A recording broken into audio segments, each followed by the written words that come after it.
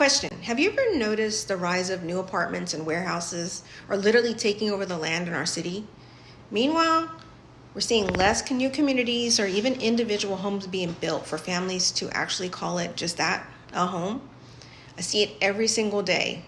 Construction crews breaking ground for more rental units and industrial space, limiting the opportunity for families to have a chance at the American dream of homeownership.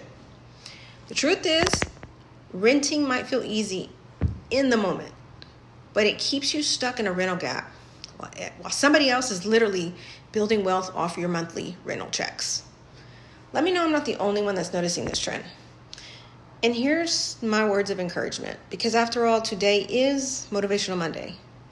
Don't let the fear of a down payment or even the lack of knowledge about the process hold you back.